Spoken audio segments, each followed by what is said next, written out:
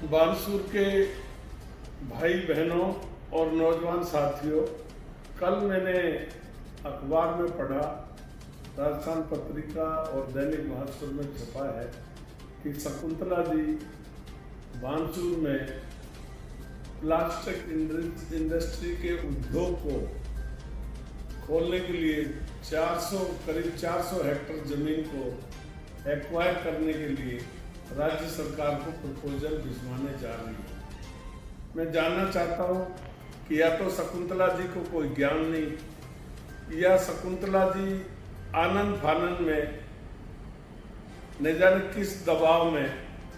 आजकल दो ही तरह का दबाव होता है, एक तो राजनीतिक दबाव, दूसरा दबाव इंडस्ट्रियल एसोसिएशन राजनेताओं को पैसा का देने की बात करता है, चंदा दे देंगे आप हमारी इंडस्ट्रियां लगाओ। तो किसी न किसी दबाव में आकर के, न जाने किस दबाव में आकर के शकुंतला जी ने प्लास्टिक इंडस्ट्रियों को लगाने की घोषणा की है और 400 हेक्टेयर जमीन को एक्वायर करने की बात की। ये बहुत हास्यास्पद है और शकुंतला जी को इस बात का ज्ञान नहीं है कि ये वो इंडस्ट्रियां हैं जिनको सुप्रीम कोर्ट ने एनसीआर में बंद की है और बानसूर एनसीआर का पार्ट है। और शकुंतला जी को शायद इस बात का भी ज्ञान नहीं है कि इन इंडस्ट्रियों से निकलने वाला धुआं डाइऑक्सिन कहलाता है। उस धुएं का नाम है डाइऑक्सिन। मैं बानसूर के नौजवान भाइयों से कहना चाहता हूं कि अपने अपने मोबाइल में इंटरनेट के माध्यम से आप जरा पढ़िए डाइऑक्सिन क्या गैस है। ये बहुत जहरीली जानलेवा गैस है। ये पर्यावरण को दूषित करती है, श्वास का रोग पैदा करती है, फसल के लिए बहुत हानिकारक है, कुपोषित आहार और जमीन को बंजर बनाती है, वायु जल को दूषित करती है। और इसको भारत सरकार ने और खास तौर से सुप्रीम कोर्ट के आदेश ने इसको बैन किया हुआ। तो ये बड़ी एक मजाक सी लगती है कि जो मुंह में आया, जो सोचा शकुंतला जी उसकी घोषणा कर देती हैं। उनको ये जानकारी नहीं है कि शकुंतला की तो क्या औकात है। राजस्थान सरकार भी इन इंडस्ट्रियों को बानसूर में नहीं लगा पाएगी क्योंकि सुप्रीम कोर्ट का आदेश है। नंबर 2, मैं ये कहना चाहता हूँ कि हम लोग अभी जिंदा हैं, अभी हम मरे नहीं हैं। हमारे जीते जी बानसूर की तरफ कोई खतरनाक नजरों से देखता है तो हम उन खतरनाक नजरों पर चश्मा चढ़ाना जानते हैं।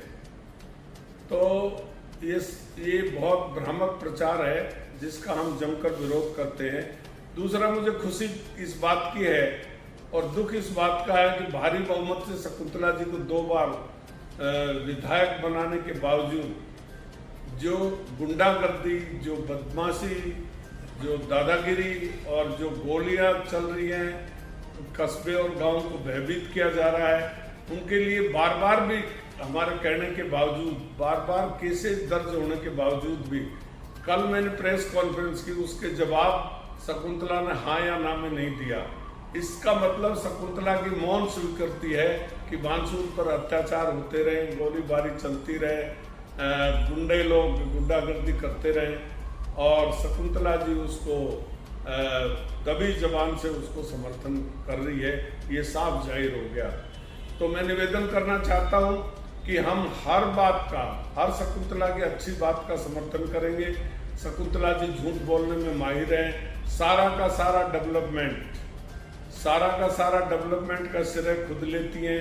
एक बात का भी प्रूफ नहीं है। हमने बार बार प्रूफ दिखाने के बावजूद भी वो लोगों को मूर्ख समझती है। बानसूर अब मूर्ख बनने वाला नहीं है।